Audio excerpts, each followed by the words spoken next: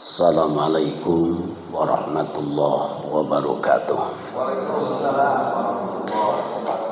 Alhamdulillah wa syukru ala ni'amillah. Asyhadu an la ilaha illallah wahdahu la syarikalah wa asyhadu anna Muhammadan abduhu wa rasuluh. Allahumma ij'alil Qur'ana rabi'a qulubina. Ya Allah, jadikanlah Al-Quran ini penyejuk hati kami, wa nura sudurina, penerang hati kami, wa jalaa ahzanina, penglipur rasa sedih kami, wa dhahaba humumina, dan yang menghilangkan berbagai hal yang membingungkan hidup kami. Hadis riwayat Imam Hakim. Ikhwan fillah, itu selalu diingatkan karena itu adalah doa setelah membaca Al-Quran.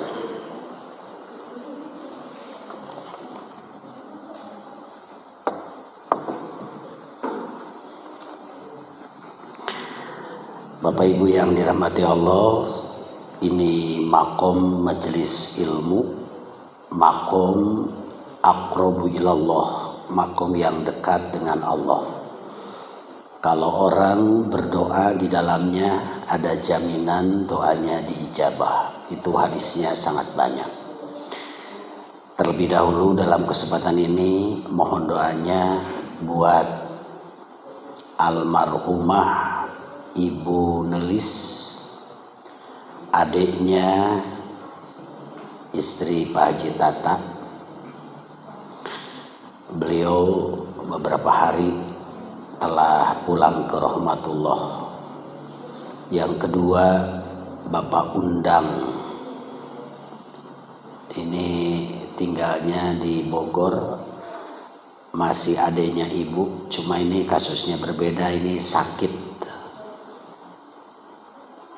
Dan subhanallah, ini yang sakit ini minta doanya sekaligus nitip jariah, udah disebutkan tadi. Berdoa buat yang meninggal dunia, Ibu Nelis.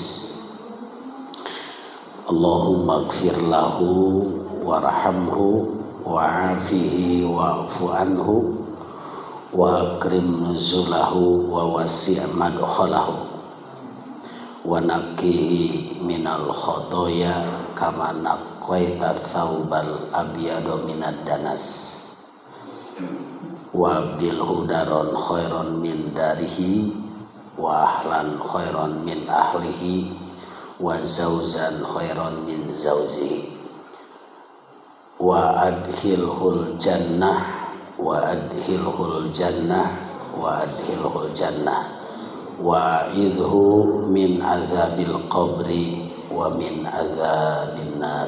Amin ya rabbal alamin.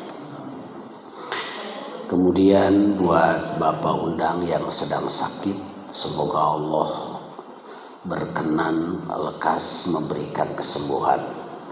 Allahumma anta rabban nas mudhibal ba'as ishfi anta syafi la shifaa illa shifauka shifaan la yughadiru saqaman. Amin ya rabbal alamin. Amin ya mujibas sailin. Footnote, komentarnya agar tidak salah paham. Berdoa kepada mayit, ada yang membedakan. Kalau mayitnya laki-laki, Allahumma gfir lahu. Kalau mayitnya perempuan, Allahumma gfir laha. Namun di dalam hadis semuanya Allahumma gfir lahu. Redaksinya di hadis Allahumma gfir lahu. Maka dari situ ulama menyimpulkan, karena sekalipun mayatnya laki-laki atau perempuan, kenapa Allahumma gfir lahu? Itu domir pengganti laki-laki, karena kembalinya bukan ke jenis kelamin, tapi kembalinya kepada mayit. baik mayit laki-laki ataupun mayit perempuan. Jadi kembalinya kepada lafaz mayit. Jadi Allahumma gfir lahu, ya Allah ampuni mayit itu, apa itu mayitnya laki-laki atau mayitnya perempuan, itu agar menjadi paham ya. Jadi nanti kalau kita ada mendengar mayitnya perempuan, Allahumma gfir lahu warhamhu, itu pemahamannya. Tapi ada juga yang karena itu perempuan, Allahumma gfir laha warhamha wa'afiha, ada ya. Itu melihat sigot melihat secara ketentuan bahasa Arab, karena mayitnya perempuan maka Allahumma gfir laha. Itu yang berkembang di masyarakat. Jadi ada yang begitu, ada yang begini, sehingga semuanya paham ya. Iwan Pillah, terima kasih pada hari ini kita kehadiran lagi ya, bertambah ikhwan asalikun baru masuk hari ini, mudah-mudahan untuk selamanya. Ustadz Nia Kurnia, beliau staf guru, staf asatid Rancabango ya. Terima kasih. Saya tahu dari beberapa orang tentang siapa beliau. Terima kasih Ustadz Nia ya. Mudah-mudahan kita bersama-sama membangun umat, berdakwah, menyadarkan, meluruskan semua pihak tanpa ada gilan sedikit pun, tanpa ada kebencian, tanpa ada dikotomis, membeda-bedakan secara su'ubiyah, karena Islamlah pemersatu umat ini insya Allah. Dan seandainya ada perbedaan organisasi, kita sangat paham. Dulu juga ada Ansor, ada Muhajirin, sekedar nama paham ya. Kemudian ada perbedaan sedikit-sedikit, NU, Muhammadiyah, Persis, kita pun diajari fikih yang biar paham semuanya. Dan tidak bermaksud membiaskan atau tidak ada prinsip, tidak. Secara umum kita belajar ilmunya, yang begini, yang begitu, yang begini, yang begitu. Secara keyakinannya tiap orang ada pilihan yang paling ia yakini, dan kita menghargai semua itu insya Allah ya. Alhamdulillah. Iwan billah, Ustadz senantiasa menekankan bagi kita kaum muslimin muslimat pada umumnya, khususnya jamaah asalikun, komunitas asalikun, terlebih dahulu memberikan sebuah wanti-wanti ya, harus dipegang. Jangan pernah tinggalkan Al-Quran. Itu pesannya. Jangan pernah tinggalkan Al-Quran. Dalam keseharian kita harus ada ayat yang dibaca, ditafakuri dengan program, silahkan program masing-masing. Karena di alam kubur pun akan ditanya, ya, ditanya apa? Apa ditanyanya? Lalu man robuka, kemudian terus apa lagi? Ada ditanya tentang kitab? Apa kitabmu? Yaitu Al-Quran ya. Makanya orang-orang yang soleh mengatakan Allahu goyatuna wal Quran dusturuna. Jadi Quran itu pegangan hidup. Memang ditempatkannya begitu mulia. Makanya saya mengulang-ulang, orang yang cinta Quran, orang yang sagolahul Quran, orang yang wa'al Quran, itu disebut ahlullah fil ardi. Mereka semua adalah keluarga Allah di muka bumi. Iwan billah, salah satu, tidak semua, karena bagaimana mengimani Al-Quran itu tahapannya banyak. Salah satunya beribadah kepada Allah lewat Al-Quran adalah qiraatahu wa tilawatahu. Qiraah dan tilawah. Kita mengaplikasikan tilawah, karena tilawah itu paham, itu dengan mengkaji tafsir ya, terjemahnya dibaca, bacanya secara tahsin yang benar, terjemahnya agar bisa paham dengan benar, lalu tafsirnya agar kita tidak dolun, tidak sesat memahami ayat tersebut. Lihat ayat yang barusan sudah dibaca, diterjemahkan. Kita mencoba mengambil pesan memahami. Teks ayatnya begitu ya tadi. Dan berkata orang-orang yang beriman, kenapa tidak diturunkan surat perintah tentang jihad? Lalu dijawab oleh Allah, fa'idha unzilat suratun, jangan-jangan apabila diturunkan suatu surat muhkamatun, surat muhkamah artinya yang berlaku untuk diamalkan, karena ada mutasyabihah, ada muhkamah. Wa dzukira fihal qital, lalu di dalam surat-surat muhkamah itu disebutkan perintah perang. Jangan-jangan ada orang yang begini, ra'aital ladzina fi qulubihim marad, yaitu ada orang atau ketahuan belangnya orang yang di dalam hatinya ada penyakit. Yang duru ilaika, akan kelihatan sikapnya. Mereka yang punya penyakit ketika diturunkan perintah perang akan memandangmu Muhammad seperti apa memandangnya? Nadorol magsiyi alaihi, seperti orang yang pingsan atau seperti orang yang sedang sekarat minal maut, karena takutnya mati di gara-gara jihad. Fa'aula lahum, di tafsirnya diterjemahkan fa'aula lahum, sungguh mereka celaka ya. Ini teksnya begitu, konteksnya lihat kita konteksnya. Di awal saya kaitkan dengan konteksnya, Nabi Muhammad Shallallahu Alaihi Wasallam diutus kepada umat akhir zaman. Konteks waktu itu adalah orang Quraisy, orang Arab, orang jahiliyah, gitu ya. Apa yang ditugaskan kepada Nabi? Yang ditugaskan kepada Nabi secara umum, wa ma arsalnaka illa rahmatal lil alamin. Yang dibawa oleh Nabi itu Islam, dan Islam itu sebagai rahmat Allah untuk semesta alam. Lalu seperti apa? Dia dalam Al-Quran disebutkan yu'allimuhumul kitaba wal hikmata wa yuzakkihim. Ketika orang menerima Islam oleh Nabi, disibgoh dengan dakwahnya, dengan pendidikannya, dengan penjelasannya agar apa? Yu'allimuhumul kitab wal hikmata wa yuzakkihim.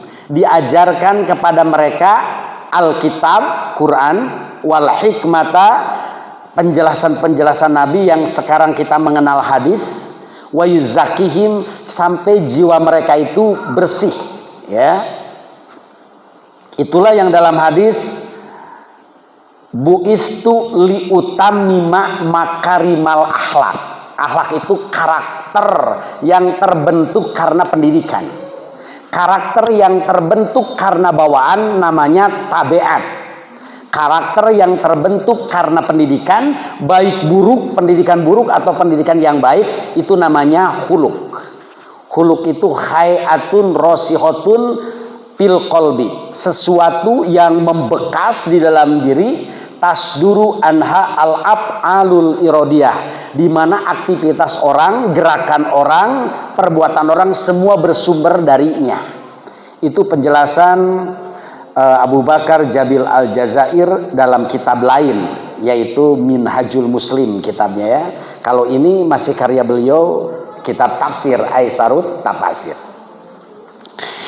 Itu yang dibawa oleh Nabi ya. Kemudian tahapannya.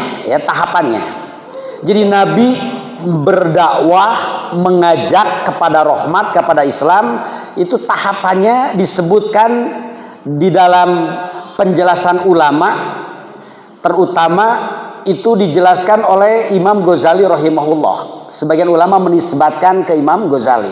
Tahapannya ini, an-nasu kulluhum halka ilal alimun. Jadi manusia itu celaka, nggak bisa nerima Islam illal alimun, kecuali diberi ilmu.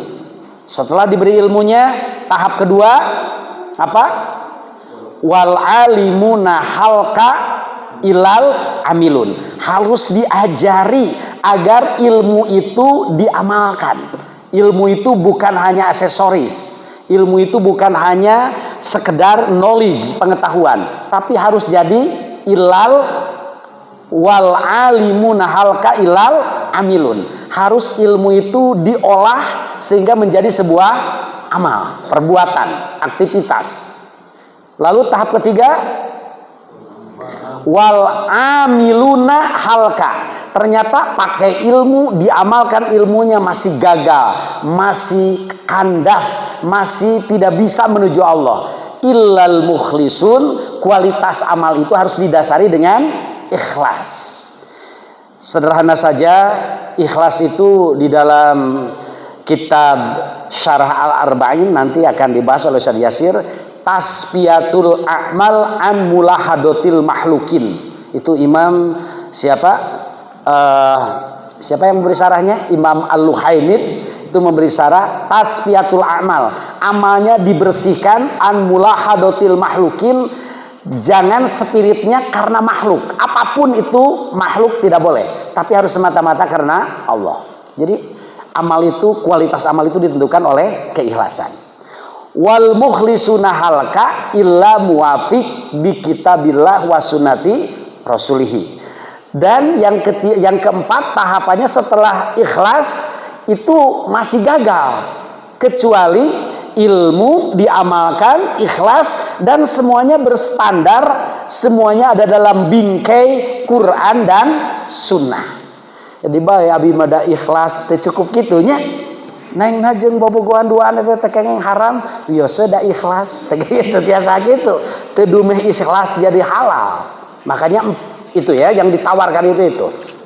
Jadi Nabi berdakwah menyampaikan Islam, tahapannya itu harus jelas agar bisa tahu ya, agar kita paham. Kalau kita ngajak orang tidak cukup ngajak, beri ilmunya, dia agar mengamalkan, agar hatinya ikhlas dan agar tidak keluar dari bingkai Quran dan sunnah.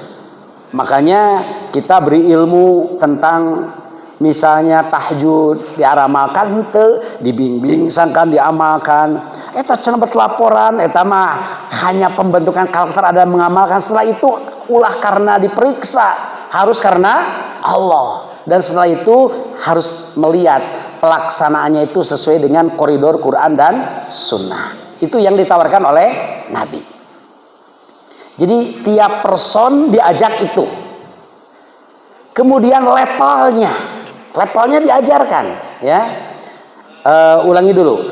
Nabi menawarkan Islam, bahasa Al-Quran, yu'allimuhumul kitab wal hikmata wa yuzakihim. Setelah menerima Islam, yu'allimuhumul kitab wal hikmata wa yuzakihim. Bahasa Imam Ghazali, annasu kulluhum halka ilal alimun wal alimuna halka ilal amilun wal amiluna halka ilal mukhlisun wal mukhlisuna halka illa muwafiq bi kitabillah wa sunnati rasulillah. Yang empat itu tadi bahasa Quran, bahasa Imam Ghazali, bahasa ahli pendidikan jadi 5. Bukan berarti merubah agar lebih jelas turunannya. Kalau bahasa ahli pendidikan, berikan ilmunya, bimbing pelaksanaannya. Makanya kita ada yang disebut mutaba'ah, bimbing pelaksanaannya berulang-ulang, jadi kebiasaan, maka jadilah karakter, jadilah khuluq. Itu yang dinyatakan dalam hadis, aktsaru mayudhilun nas al jannah taqwallah wa husnul khuluq. Itu menurut ahli pendidikan. Ya. Jadi apa? Berikan ilmunya, bimbing pelaksanaannya, berulang-ulang bimbingan pelaksanaannya, jadi kebiasaan, maka jadilah karakter. Jadi yang 4 itu jadi 5. Ya. Dan ini menurut teori pendidikan barat disebut habit. Jadi habit itu membentuk dengan yaitu dijadikan kebiasaan. Jadi tiap orang dibegitukan. Lalu level orang, levelnya nih, kalau tadi tahapan orang, levelnya sudah saya jelaskan. Nabi itu levelnya mengajak kepada 4 level.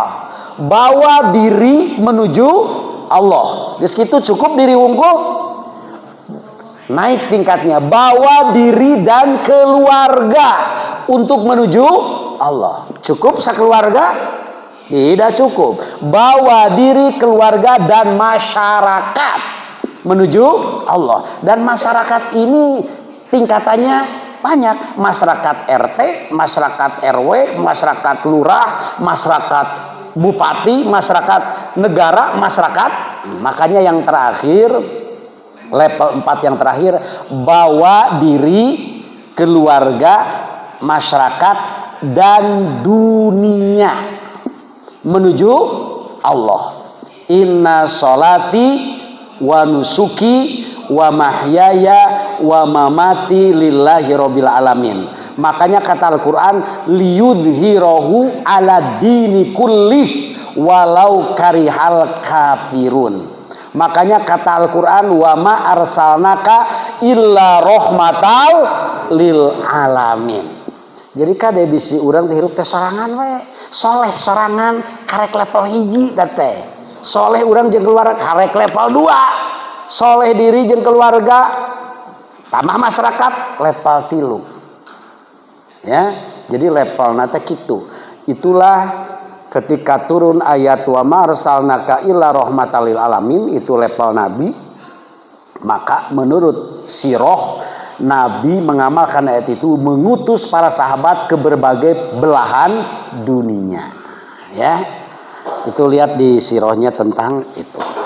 Nah itu, jadi dakwah Nabi itu begitu, tidak asal jelas programnya. Dan itu kesimpulan para ulama seperti itu.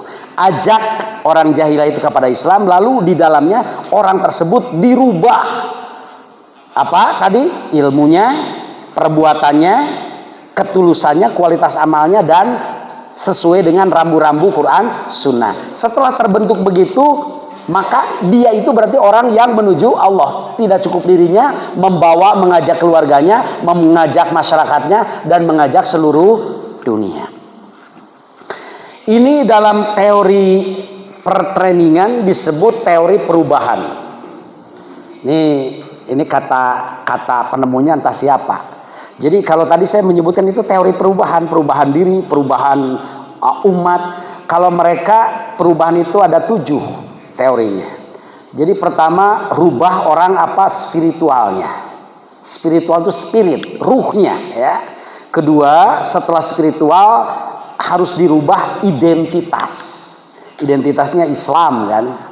Kemudian harus dirubah value, nilai-nilai yang diperjuangkan. Da orang yang nilai hidupnya Islam mah begini, usaha kernaon teu cukup ameh beunghar, teu cukup kitu. Firaun ge baleungharnya.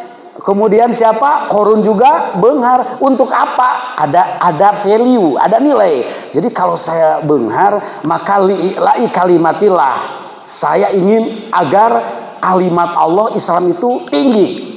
Dipakai wasilah untuk berdakwah, kekayaannya itu. Dia jadi punya jabatan, jabatannya dipakai untuk memudahkan langkah Islam. Itulah yang dijelaskan oleh Imam Ar-Raghib, bahwa kita harus mencari power. Dan beliau menjelaskan power itu paling tidak ada 6. Bastotan fil jasadi, bastotan fil ilmi, bastotan fil mali, fil jahi. Kemudian apa? Fi suja'ah, dan bastotan fi ahlakil karimah. Dia hebat fisiknya, ya, ilmu kanuraganya, hebat ilmunya. 2, bisa jadi hebat apa? Ekonominya kokoh, bisa jadi dia penguasa, bisa jadi dia pemberani, pejuang, hero, ya, bisa jadi dia adalah orang yang bagus akhlaknya. Itu semua adalah power. Dibuat apa dia memiliki power itu? Li'i kalimatillah, untuk menolong agama Allah. In tansurullaha yang surukum. Ya, itu pesan agama. Jadi 7 perubahan spiritual, identitas, value, belief. Belief itu apa ya? Belief itu apa saudara? Keyakinan ya. Jadi belip itu katanya gini, jadi mun orang berjuang teu mungkin menang eta belip goreng. Jadi nu belip hade mah Allah senantiasa menolong kita, mari kita buktikan begitu. Ya. Jadi bukan sebuah keyakinan, sebuah dogma positif, sebuah pegangan positif. Kemudian yang kelima yang harus dirubah skill, ya. Kemudian yang keenam kelakuan, jadi perilaku, dan yang ketujuh lingkungan. Ini menurut para ahli fikir. Kalau kita tadi itu ya, bawa diri, bawa keluarga, bawa masyarakat, dan dari berbagai literatur itu menyimpulkan begitu. Semuanya adalah teori perubahan. Ya. Apa yang dijalankan Rasulullah disimpulkan, dirumuskan oleh orang-orang. Ketika Rasulullah seperti itu menjalankan itu dengan sahabatnya, aman gak hidupnya? Tidak aman. Am hasibtum am tadkhulul jannata walamma ya'tikum masalul ladzina khalau min qablikum masathumul ba'sa wadh-dharra wazuzilu. Jadi Nabi ketika menjalankan misi itu, waduh gangguannya luar biasa. Yang disebutkan dalam sebuah teori 3 cara jahiliyah menghancurkan Nabi. Pertama, pembusukan. Nabi Muhammad dihancurkan apa? Tentang naon eta teh? Kebaikan dan naon? Tentang harga dirinya ya, tentang nilai dirinya dihancurkan. Muhammad kadzib, Muhammad majnun, Muhammad sakhir. Setelah itu dihancurkan apa? Ekonominya, diboikot, disiib dan yang lainnya. Setelah itu ditindas, disikat, dihancurkan fisiknya. Ada yang dibunuh, dianiaya dan yang lainnya. Kaitan dengan ayat ini, ketika itu terjadi, menyebarkan, berdakwah, mengajak ke dalam Islam diganggu, maka para pengikut Nabi yang memiliki giroh, naon giroh teh? Cemburu giroh teh ya. Cemburu, kita suka cemburu. Urang menerapkan cemburu teh bet ka bogoh wae, ka awewe wae. Cemburu teh giroh teh sebaliknya dayus. Kalau dayus dingin, tidak punya cemburu. Misalnya gini cemburu teh. Lamun ka bogoh urang anu maok panas hate panas. Lamun dulur urang anu ngahina ngaheap. Mun kolot urang aya nu nunyuk-nunyuk ngaheap teh eta teh giroh. Ayeuna orang dipakai. Lamun Islam anu ngahina panas we. Quran anu ngaduruk panas we. Nabi Muhammad ada yang ngata-ngatain gak bener dengan kartun, panas enggak? Kalau enggak, Anda enggak punya giroh. Kalau enggak ada giroh berarti Anda dayus. Dayus itu melihat sebuah kesalahan di depan mata, tidak merasa tersinggung. Kalau diterapkan lebih dalam lagi, tersinggung enggak kalau anak kita perempuan tidak tutup aurat? Kalau tidak, Anda tidak memiliki giroh. Ya. Tersinggung nggak kalau ada kita punya anak perempuan berdua-duaan kholwat, tersinggung kita? Tersinggung dan tidak itu kita merasa tersinggung karena agama direndahkan, karena aturan direndahkan, maka kita tersinggung, kita marah, bukan marah karena emosi. Al-hubbu fillah, al-bughdu fillah. Nah ini ada para sahabat yang girohnya ketika Islam, ketika Nabi, ketika para pengikutnya diganggu, muncul giroh. Dalam girohnya apa? Ingin membela. Tapi pada waktu itu perang dilarang. Pada waktu itu perang fisik itu belum ada perintah. Maka orang yang bergiroh, orang yang merasa tersinggung nabinya dianiaya, merasa tersinggung para pengikut Islam direka perdaya, timbullah pernyataan ini. Kata orang-orang yang beriman, wa yaqulul ladzina amanu laula unzilat suratun. Ayat giroh. Jadi kata orang yang beriman, ya Rasulullah, kita dibegini dibegitu diam aja. Kenapa ya tidak turun surat perintah untuk lawan mereka? Begitu. Ya, ini girohnya. Dijawab oleh Allah, ya. Fa idza unzilat suratun muhkamatun wa dzukira fihal qital, sesuai dengan apa girohnya, ra'aital ladzina fi qulubihim marad yang duruna ilaika nagrol masih. Ini surat Muhammad itu surat Makiyah, tapi lihat di tafsirnya khusus ayat ini dan ayat sebelumnya itu surat Madaniyah. Kenapa? Sebab ini bicara orang munafik, bicara loyalitas. Apa tahu loyalitas? Loyalitas itu apa artinya? Dukungan. Ya. Jadi orang munafik itu kan orang yang hatinya sebetulnya tidak pro Nabi, tapi karena lingkungan Nabi, karena kekuasaan Nabi di Madinah, ada orang yang terhimpit, mau keluar dari situ nggak kuat, di dalam juga nggak seneng, maka orang tersebut menjadi apa? Bunglon, atau bahasa sekarang disebut apa? Opportunity, atau yang disebut munafik. Jadi di sini yang disebut ra'aital ladzina fi qulubihim maradun, ini nifaq. Jadi ada orang yang loyalitasnya setengah hati. Ya. Itu kalau dalam agama. Mun dina partai aya nu api-api kitu aya duitna dipulut, nyolokna mah ka mana we loyalitasna mah da cangtang tuh aya. Aya. Anis padahal mah Anas misalnya, Nos dan yang lainnya. Lomba kan gitu. Di organisasi ada, dalam tim sepak bola ada, dalam komunitas ada, dalam segala lini kehidupan ada orang-orang yang berjiwa opportunity. Jadi loyalitasnya diragukan, begitu ya. Cuma kebetulan kalau loyalitas diragukan dalam dukungan ketika dipimpin oleh Nabi, itu bahasa agama menyebut mereka itu adalah munafik. Jadi ada mukminin, ada fasikin, ada kafirin, ada munafikin. Ini tentang orang munafik. Jadi kata Allah tahu tentang umat yang ikut kepada Nabi. Ada sahabat beneran, ada sahabat sahabat-sahabatan ya. Kalau dalam barang KW-nya bukan KW1. Jadi kualitas barang itu ada KW1, KW2, KW3 dan seterusnya. Sahabat Nabi juga mungkin bukan sahabat namanya, orang menyebut sahabat karena bareng dengan Nabi, sholatnya di depan kan gitu kan, terus di masjidnya bareng dengan Nabi. Itu tentang kisah siapa Bu? Abu Sufyan ya, terus siapa lagi? Orang Abdullah bin Ubay. Orang-orang munafik itu dekat dengan Nabi, sila dekat dengan Nabi, barisan sholat di depan, padahal loyalitasnya sangat kurang. Orang-orang yang loyalitasnya kurang di dalam Al-Quran disebut orang yang berpenyakit. Dan cirinya ketika diperintahkan sesuatu yang di sini cirinya perang, maka mereka ketika kata Nabi wajib sekarang membela orang yang mengganggu itu dilawan. Maka karena yang mengganggu itu teman mereka, ya, karena adanya di situ adalah munafik ya, pura-pura, maka ketika ada perintah itu buriabun celik. Jadi ningali Nabi seperti jalma yang sekarat. Kan sekarat teh mulan.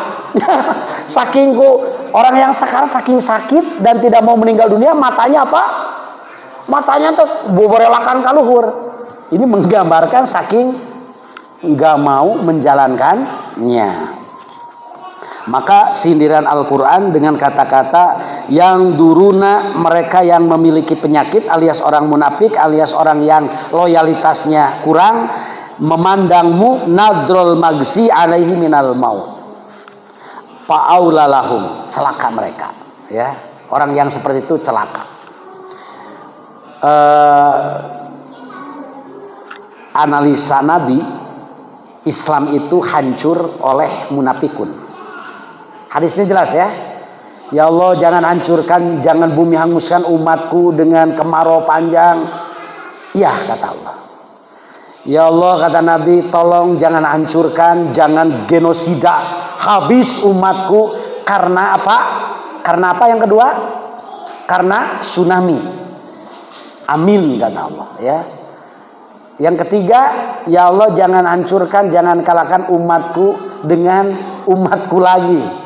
Perang saudara dengan munafikin. Maka apa jawaban Allah? Lah, ini yang tidak. Ini yang harus diwaspadai. Jadi Islam itu nggak pernah kalah oleh musuh. Islam itu nggak pernah kalah oleh melawan alam karena memang dilindungi oleh Allah. Tapi perjuangan tertinggi adalah membereskan saf, ya, dan kita tidak boleh lengah. Ini kalau jajaran konsep Islam dengan orang-orang munafikun. Orang Islam tapi membantai Islam. Orang Islam tapi di dalam hatinya ngatak awasi anu ya. Makanya singkat ya, seharusnya untuk kita tahu bagaimana perbedaan munafik dengan orang yang setia, besti beneran dengan orang yang munafik, oportunis. Kata Allah, ta'atun wa qaulun ma'rufun. Jadi cirinya orang yang setia itu ta'atun.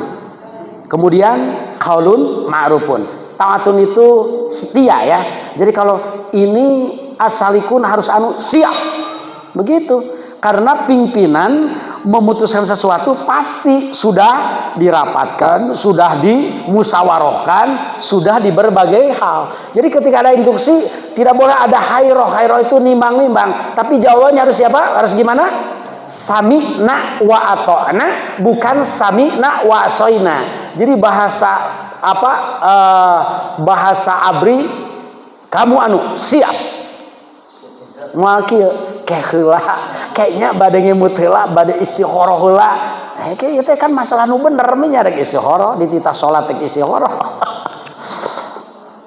Wa qaulun ma'rufun. Mukmin yang loyalitas tinggi itu komentarnya positif, qaulun ma'rufun itu. Insyaallah siap dan ini bakal sukses. Muakil kayak atunya jika nama danu kieu mah gagah teh kitunya.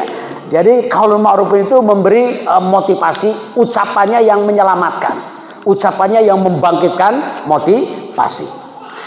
Fa'idza azamal amru, karena apabila sudah ditetapkan suatu perintah, kalau di sini perintah perang, falau sodaqullaha, kalaulah imannya benar kepada Allah, lakana khairul lahum, maka sungguh itu adalah kebaikan bagi mereka. Ya, bakal baik kalau dengan keimanan. Ini peluang munafik itu begini ya. Ini yang ayat 22. Fahal asaitum in tawallaitum an tufsidu fil ardi wa tuqatti'u arhamakum. Peluang orang munafik itu ketika lemah menyembunyikan diri, ketika dia kuat lalu dia murtad, keluar. Dia menjadi pesaing yang sangat kuat. Bisa jadi antufsidu fil ardi, dia membuat kerusakan di muka bumi. Lihat tafsirnya, membuat kerusakan itu ya kemusyrikan, kemaksiatan. Kalau dalam partai politik membeo ikut ieu penguasa, buru-buru robah ka dieu, ieu nu kuasa buru-buru robah ka dieu. Ketika dia punya peluang, dia pun membabi buta, membantai siapapun yang menghalangi karirnya. Begitu ya. Jadi konsep psikologi manusia sangat jelas di dalam Al-Quran berkaitan dengan orang munafik.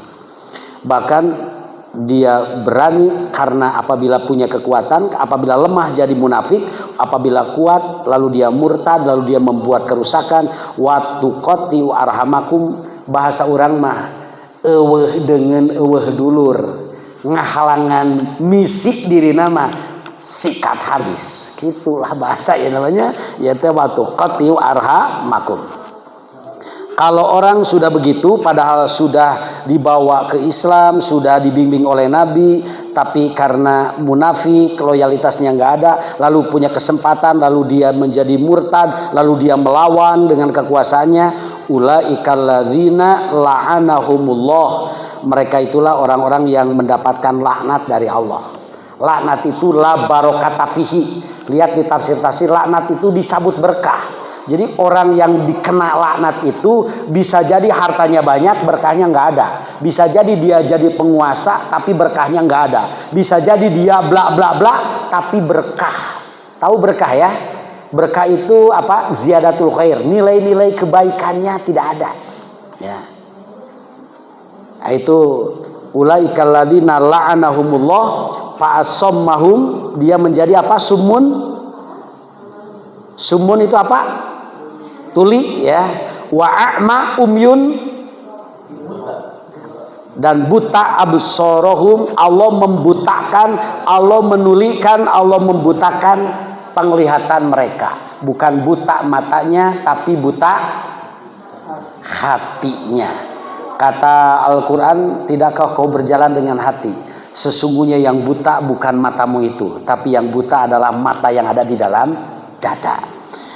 Iwan pillah, kesimpulannya lihat halaman 84. Satu dari ayat yang barusan dibaca, jawazu tamanil khair. Boleh, tamani itu apa? Berharap ya. Bercita-cita, antusias al khair untuk kebaikan. Ya teh mun kudu guguru mah kudu ka tukang nguseup. Nya. Mun urang nguseup nawahangan, tukang nguseup mah khairahna teh tinggi. Di dieu cigana sedut tah kitu nya. Jadi dengan khairah itu dia bakal kuat. Mun urang perjuangan, jumlah sakieu mah moalila bakal keok. Wah, moalila jalma kitu. Tapi mun kajen sakieu udah mun urang barisanana keyakinanana anu tah kitulah nu aya khairah teh.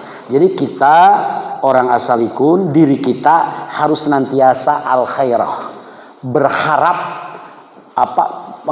positive thinking kepada Allah, memperjuangkan yang benar itu insya Allah diberi kemenangan. Nu dararagang kudu kieu nya, nu berjuang di politik anu balender mah kudu kieu gitu nya, kajen cai kiruh oge nya kudu berupaya gitu nya gitu.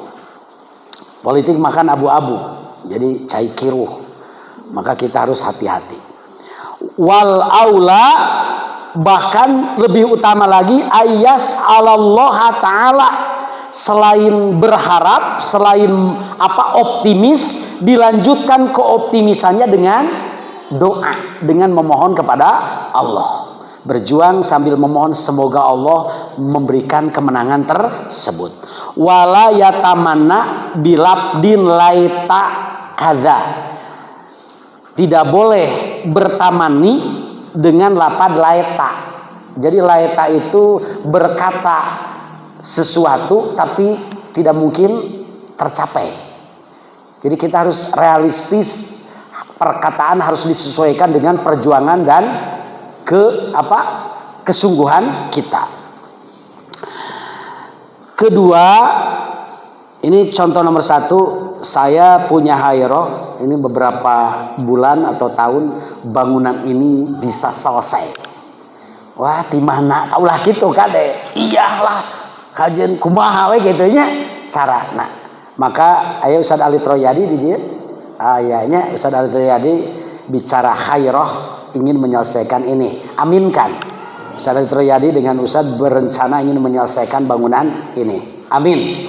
Semoga Allah menitipkan rezeki yang terbesar untuk menyelesaikan ini. Amin.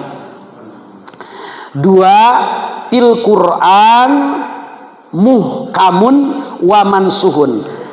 Versi tafsir Quran ini ada 2, ada muhkam, ayat-ayatnya harus diamalkan. Muhkamun itu dijadikan hukum. Ada mansuh yang sudah dinasah, ayatnya ada tapi hukumnya dinasah. Ini untuk membuktikannya harus lihat teks ya. Itu di usul fikih ada contohnya, sekalipun ini ikhtilaf. Menurut jumhur ulama enggak ada ayat yang dimansuh, tapi sebagian ulama ada yang berpendapat ada yang dimansuh. Contohnya bla bla bla bla gitu ya. Wa minal ayat wa kulluhu kalamullah.